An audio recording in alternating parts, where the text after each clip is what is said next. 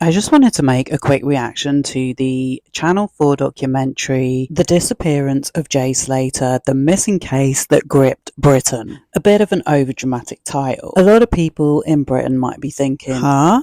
Oh, I must have missed that. Jay Slater disappeared in Tenerife over a year ago. His body was found down a ravine, and that was after his disappearance was posted on social media, which attracted a lot of people that wanted to help on the search, as he'd gone missing in a very mountainous part of the island, somewhere that was hard to reach by foot without specialist equipment or experience. And as the search went on and more people posted about it, it kind of turned into a viral story, which, as it was in a foreign country and information was limited, fake detectives like Mark Williams Thomas got involved and started making suggestions about the dark underworld. Kicked off a lot of speculation and conspiracy. And so now we have this really very one-sided documentary, which by the end of it, I had a feeling I knew where we were going, as there was an undercurrent all the way through that somehow people on social media and their conspiracy theories got in the way of the investigation. So it ended with this statement that Debbie Duncan and her local MP were trying to instigate new legislation, which is what I want to talk about, as I've already made videos covering the facts of the case. And social media posts do not change facts.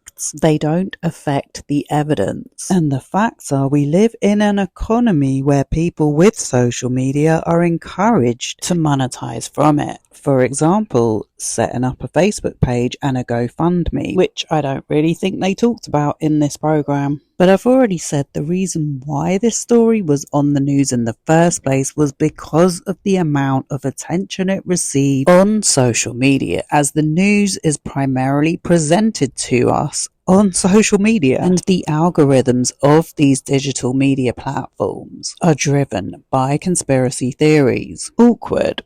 As a content creator myself, it's not just the Jay Slater case, which is where this occurs. For a story to go viral, it involves multiple platforms disseminating and reacting to a bit of content and extending its life until it builds a life of its own. And the more comments and engagement that content gets, the more views it attracts and the more viral it becomes, as it shows up in more and more algorithms. And we live in a world where whistleblowers who tell the truth are usually punished or retreat into silence, and scammers and fraudsters who do not verify information and who do not do research and make content reacting to other content are rewarded, whether it's financially or just for the attention, and are allowed to spread misinformation unchecked, because the government has already been lobbied by these digital platforms where they've told them they're going to self-regulate. So wanting to censor individuals on social media even more when we already have crimes clearly defined as doxing and online harassment. I find it quite the insult. It's almost as if the MP involved doesn't understand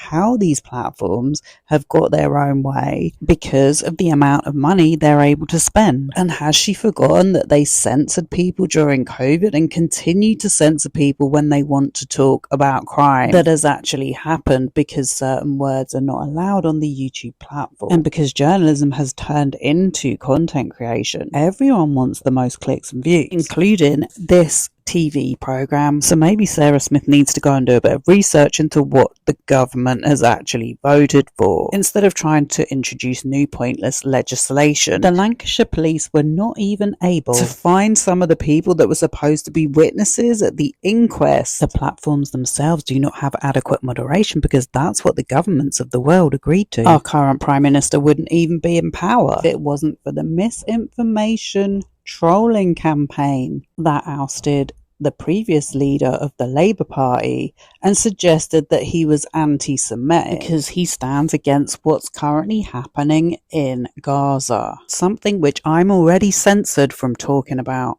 Yeah, that.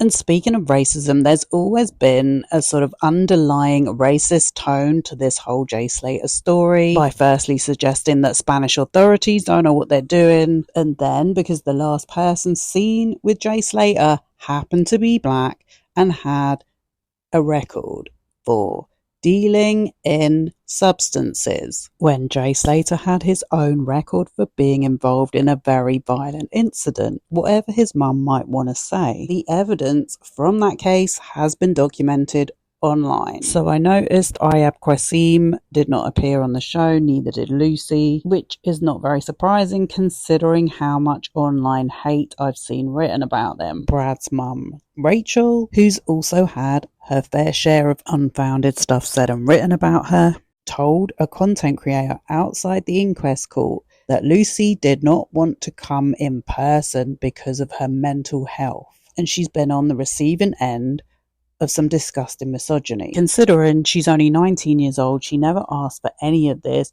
In the text messages, she was trying to help her friend Jay Slater get home. I also felt like the program leaned into the conspiracy theories itself when the pathologist, Richard Shepard, who makes a living from doing celebrity autopsies, by the way, said he couldn't rule out if Jay Slater was pushed.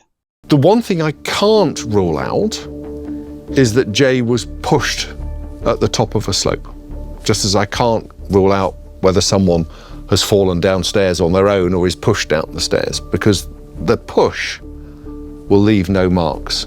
When there was no evidence in any of the messages that he was with anyone else, and that path was so inaccessible no one could have got down there and back anyway, and they could have easily said that, it felt like they wanted to keep that element of doubt open. And that's how conspiracies continue to thrive. So that's all I really have to say. I have made 2 previous videos explaining the inquest and explaining the troll farm communities that surround the true crime space. Not that this was a crime, because it turned out to be an accident. Not just true crime, but anywhere that you can feed off other people's content without having to do the work for yourself. And the problem is people are confusing watching content with doing research, because I've had people in my comments typing out I haven't done my research because I've not used a piece of speculative content which doesn't match with actual evidence. I would also love to know what the Tenerife fixer got up to on the production,